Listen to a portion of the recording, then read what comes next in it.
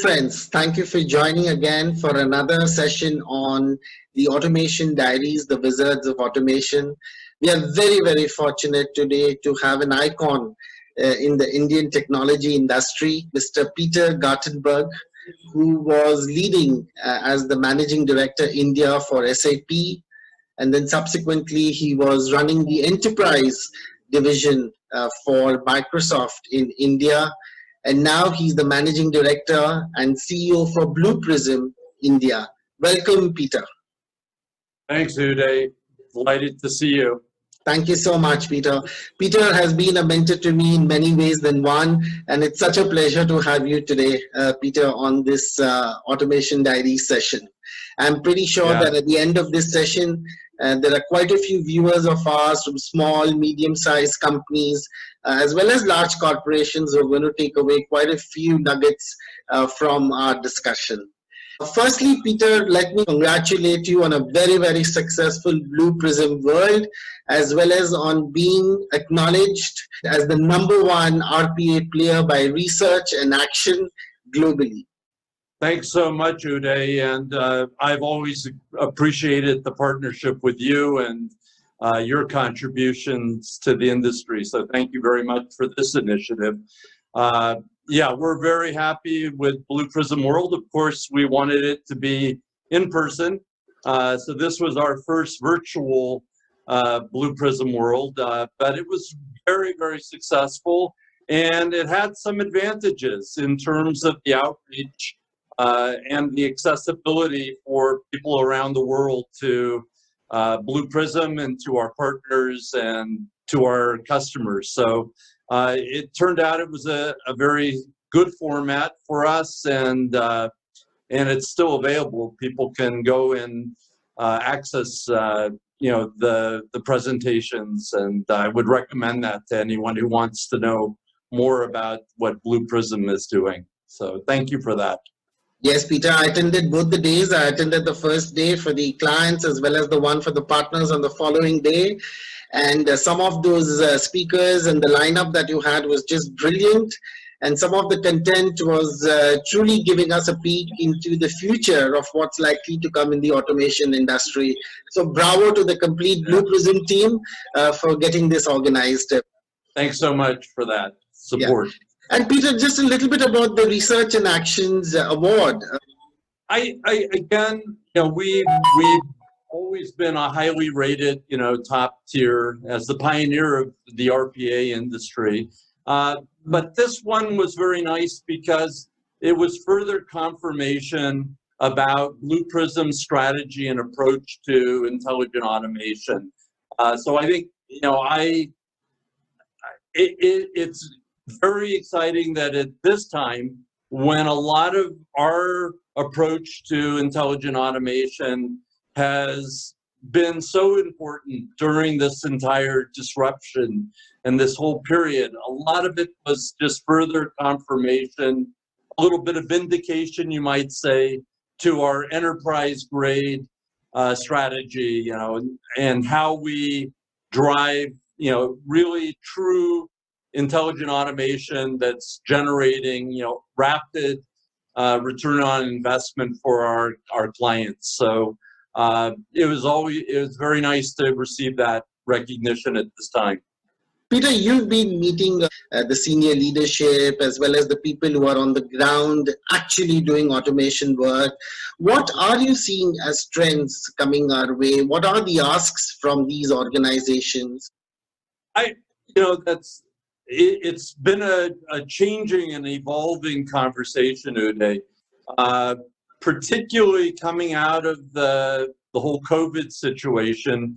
We've seen a bit of a shift in terms of the topics and the priorities of our clients across the small, medium, and large. They're all somewhat similar in terms of what they're looking at and the kind of concerns they have, and where our intelligent automation can provide them with value at this stage. Business continuity, resilience, and agility are really top themes right now. of course, business value is always the number one, topic for us, and that's where we measure our efforts, is really on how much business value and how quickly can we bring that to our clients and partners. But now it's about, business continuity, resilience, and agility on how to handle this kind of disruption. And that's where we've had a significant, I would say, change in the way people are approaching us. We had a number of clients that had done what I would call automation 1.0. A lot of that was more point solutions, more departmental, a lot of RDA, robotic desktop automation, a lot of kind of point application of bots and this kind of approach. And those same customers always, had an interest in what we were doing from a more strategic intelligent automation. But this COVID situation dramatically changed the conversation. Suddenly, we had a number of clients or interested clients who, couldn't bring an employee to office. So that, bots sitting on a desktop for them suddenly was not a very useful way to do automation. So a lot of those kind of early, RDA, 1.1, kind of automation really hasn't held up very well at this time. And again, our strategy of offering a much more comprehensive enterprise grade, doing automation that is end-to-end, even when we include, attended automation or human-in-the-loop automation, we run it as an end-to-end process and not as a point type of solution. And that's really resonated right now. It's kind of lights off automation. What works regardless of whether there's a lockdown or no lockdown, the automation and value keeps coming. And that is where we've really shifted a lot of our efforts after this huge disruption here in India. I remember last time when we were having a conversation, you very clearly indicated the importance of moving the data from on-prem, onto the cloud, and automation helping accelerate and becoming catalytic in that process. How do you think that has taken shape?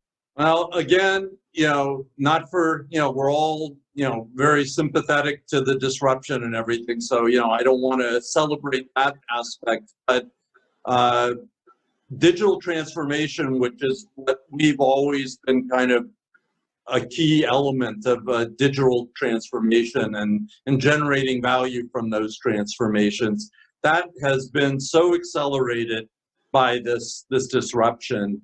And the cloud model definitely supports, an acceleration of digital transformation, and it has a couple of really good aspects from our perspective. Of course, we offer, a digital workforce that runs on cloud, a hybrid environment, or on premise. We've always, at least for the last couple of years, offered it on all those three different platforms. Surely it's shifting more to the cloud direction. But the other really good thing about that is it's making this kind of technology that was once really only available to the top tier, large global enterprises. It's making it available and accessible to even the small and the medium-sized companies. So cloud is a great development for, all clients, regardless of their shape and size. And it makes our technology, rapidly available to them for deployment. It's also kind of driven a lot of our innovation, because we've taken a lot from our cloud offering, the Blue Prism Cloud, and we brought a lot of those features and functions into our hybrid and our on-premise offerings. So it's a real innovation driver, and it's also making this technology accessible to a much wider audience and many organizations. So it's a very good development. Right, Peter. A large number of corporations want to start embracing automation assets for their processes, but they don't take that final step of moving into automation. What would be your guidance to them, and how should they overcome some of the challenges in making it happen and implementing it into their organizations? Yeah, I mean, it's a general inertia. I mean, frankly, many organizations don't have a necessity, so then they just, keep doing it the same old way. I would say better late than never. So I wouldn't say it's like over not to do it, but this is a very good time because we need to reimagine how we do work, essentially. And this period has kind of driven that point home, that now is not the time just to try to get back to the way we were. And I don't know, if that's even possible to do it, but how can we reimagine and re-engineer and relook at how we're doing things to make them much more effective and powerful and generate more value. So I think, I think this is a good to where people are seeing that, kind of need to reimagine. So hopefully they'll take that. The other thing is we put a lot of effort to make those first steps of, trying it and generating value and getting, that feedback really easy from a kind of an onboarding perspective. So, I think that should, get more people out of that inertia.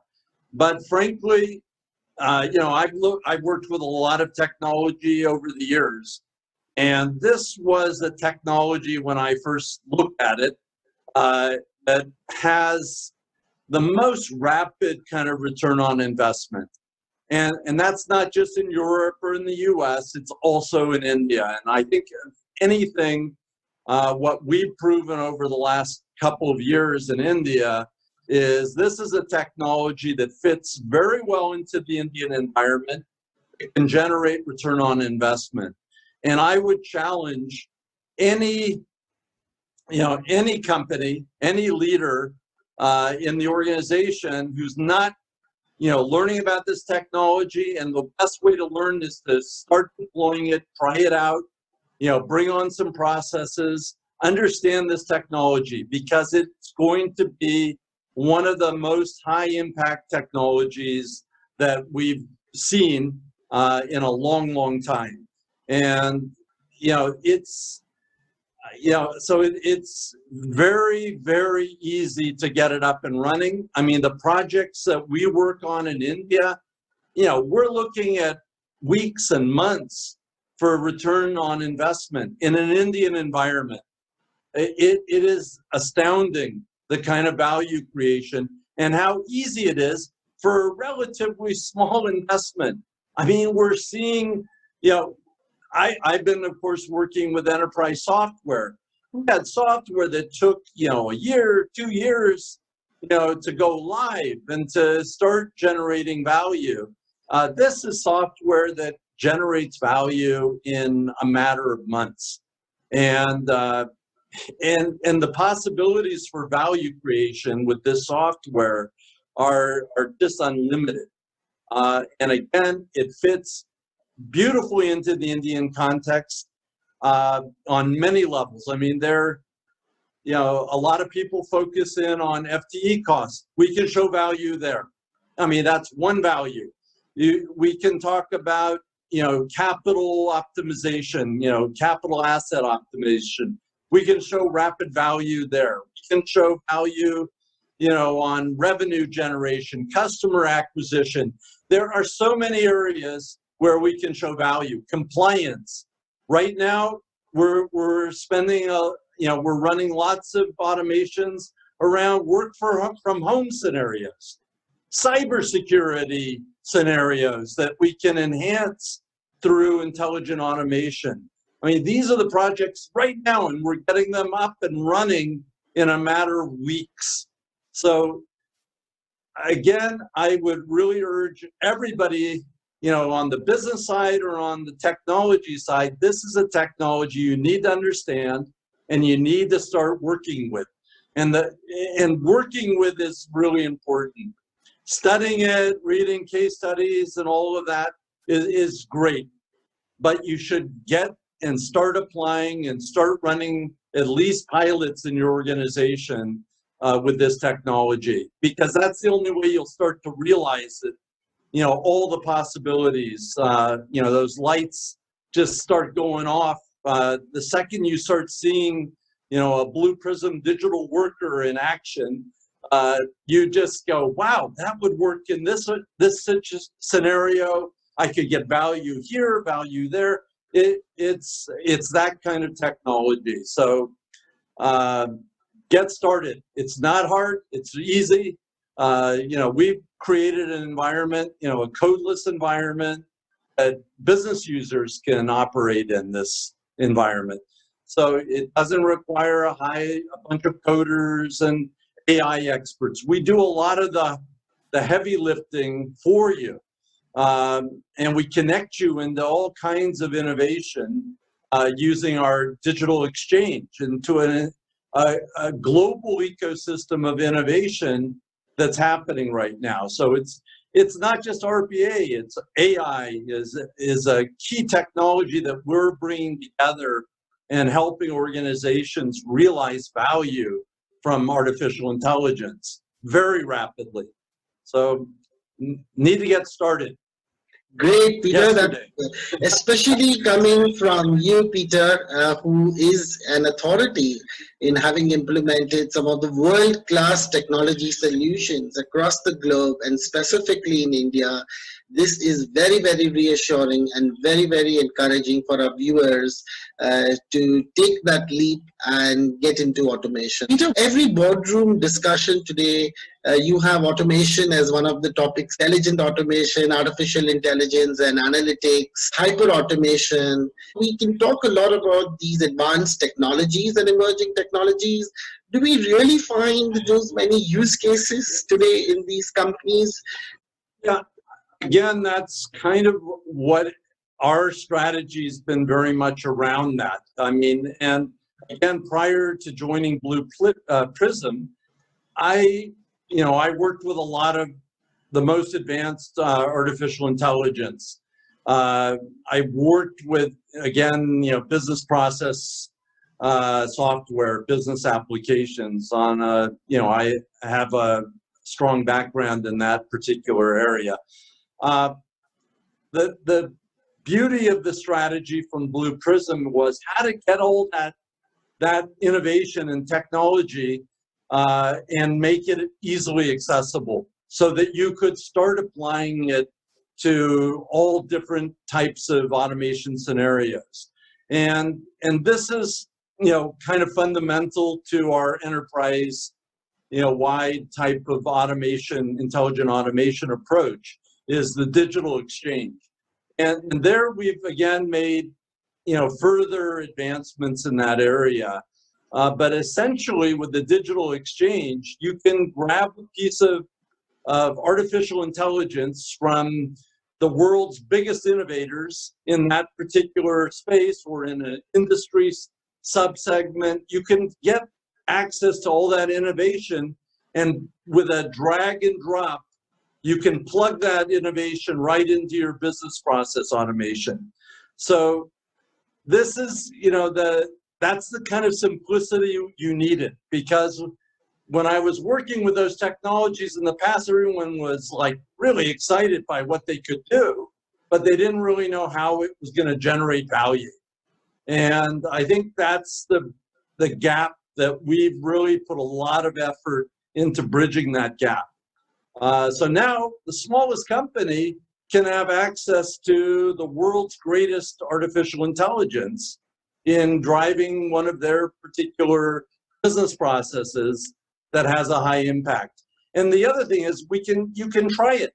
You can drag and drop a digital asset from the digital exchange, plug it in, try that automation on that process. And then you can try 5 other providers of that same technology, artificial intelligence. You can plug them in and say, well, how did that one work? And you don't like that, you can plug another one in. So we've taken a lot of that effort that there was around coding and building these connectors and all that. We've taken all that effort away, and it's immediately kind of spawning this innovation and accelerating innovation in this area. So there's tremendous value there. This idea of a digital workforce, collaborating with the human workforce using existing systems, so you don't have to change out all your existing systems, and generating a new way of working, a better way of working from that. It's a really unbeatable kind of approach to automation. I agree, Trifecta is part of that. You cannot have AI without data. Data is the kind of lifeblood of any artificial intelligence. And if you want to do automation, utilizing AI effectively, you have to understand the data. And we've done a ton of work around, again, extraction of data, acquisition of data, export of data to other systems. Because again, I think we recognize that we don't do everything, with the most innovation. We have certain areas I would say we do better than anyone, but there are aspects of intelligent automation that that others are working on that, we want to make sure you have access to those technologies, to that entire ecosystem. And I think that's where we're seeing a lot of exciting innovation there. And it's absolutely the trifecta. But how do you utilize it all to generate value and fast? And that's one thing I think where this makes a lot of sense for India. We're damn impatient here. We want value and we want quick wins really fast. This is the perfect technology for that. But Peter, don't you see that, it's largely during the due diligence, during the discovery, that one should be looking at each of these processes with multiple lenses to identify the right kind of use cases for these technologies? Is enough being done in that area? Do we have the right kind of discovery happening? Or what is your views on that? Well, I mean, there's a lot more to be done there, of course. I mean, that it's a vast area. We're doing a lot of work there. The ecosystem's doing a lot of work in discovery. But I would not let that hold you back. What I'm seeing is it's better to do a more agile approach. Don't, try to get this perfect scenario. Yeah, not a big bang. It's better to start the automation journey, start the process, try to automate something, because once you do that, you start to, understand your capabilities, and you start to really be able to quantify value creation. So while I think discovery is a very important area, I don't want to discount it. If I were a small, medium, or large organization, there's some pretty obvious low-hanging fruit. There are obvious quick wins, and that's what we focus on, those kind of quick wins. You should just start the process. Give it a try. Start to automate it. Get a pilot going. Start to do it, because that discovery of what's possible will lead you to many other areas in terms of discovery. And it may also show things that maybe don't make a lot of sense. So I'm a much more, get started, get to it, give it a try, try to do something. Don't spend so much time doing a theoretical discovery exercise. I think that's, frankly, if you're a very advanced client with us, you have already started, you've already done it. Yes, there's a lot of, it's very good if you want to scale in a big way to start expanding your discovery capabilities. But if you're starting off, don't spend too much time there. Get to it. There are plenty of use cases. I mean, we have multiple use cases off the shelf that can be deployed and then duplicated, used across the organization. Brilliant, Peter, brilliant. All that passion is just coming across. It's hitting me. That's really nice. Thank you so much. A lot of fun. Wonderful. Just get started. Just do it. That's right. Switching gears, Peter, there are a number of budding professionals who are also watching this particular session. Some of them are, doing engineering. Some of them are associated with some form of technology or developers, but there are a number who are business executives, right, who've never done any kind of coding in the past, but are excellent and experts on their process. What is your guidance to them, and how should they take on Blue Prism coding, and what kind of support can they get from the Blue Prism Academy? Your views there? Yeah, thanks for asking. I mean, this is an area we put a lot of focus in since I joined. Even before I joined, India at that time, I think, was the second largest Blue Prism developer community in the world. And now I think I haven't seen the latest numbers, but I think we'd probably be the largest developer community in the world. That's on the more developer side, but and we've brought the whole Blue Prism University, the academia program. We're making that available,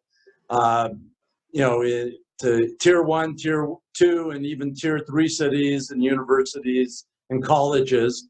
And now, with this shift to the virtual world, which we're all doing, I think we've made that accessibility much easier for developers and students aspiring to go into this area across the country. So that program is just really expanded. But I would say this virtual delivery model in terms of education has also accelerated our expansion in India.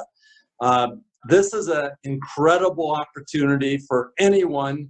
I mean, this enterprise software that Blue Prism, RPA, intelligent automation, this is the fastest growing software in the industry today, enterprise software. This is it.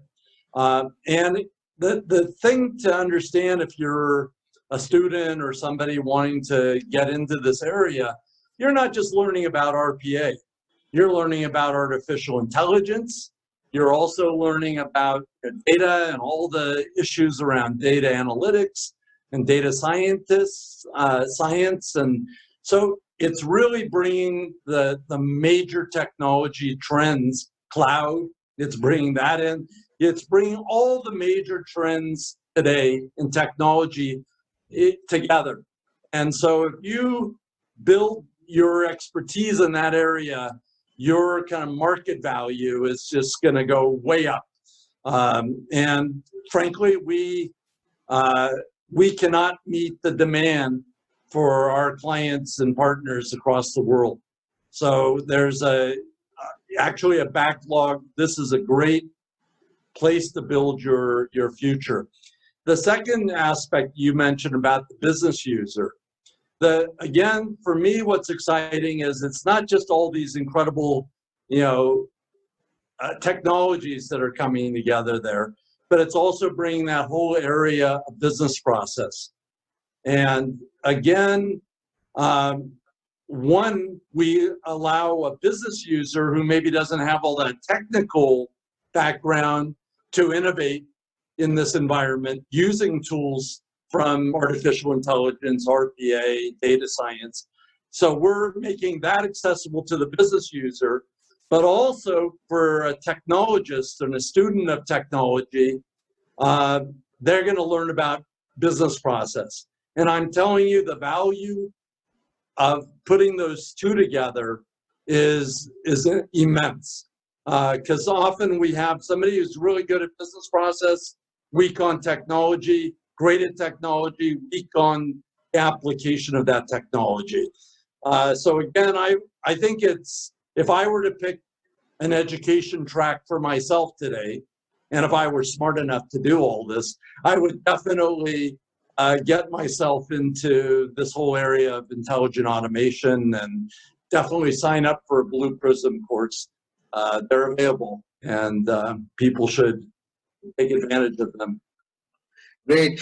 Peter, just on a personal note, how many years have you been in India now? This is my 20th year, Uday. If I had to be locked down anywhere in the world, it would definitely be India. I mean, wonderful. It's home, and I love it. I love the talent here. I love the dynamism of India, and I think we're definitely going to get ourselves into a leadership position in terms of intelligent automation. Certainly, I'm going to put Blue Prism, India, squarely on the Blue Prism innovation map. So that's part of my mission here at Blue Prism. Wish you all the best of luck. On that note, Peter, I really want to thank you for this very, very energizing, electrifying discussion and talk today to embrace automation. I really want to take the opportunity to thank the whole Blue Prism team for making India the automation capital of the world, and thank you, Peter, for doing so, and your vision is exemplary. So thank you very, very much, Peter, for this time and for giving us all your insights. Thank you so much for this great initiative, Uday. I love our partnership, and I look forward to doing it together. We'll make it the Intelligent Automation Capital, but we'll also make it the Intelligent Automation Innovation Center of the world. That's my ambition here, together. Brilliant. Thank you so much, Peter. Thank you very much. Thank you. Look forward to meeting you soon. Take care. Thank you.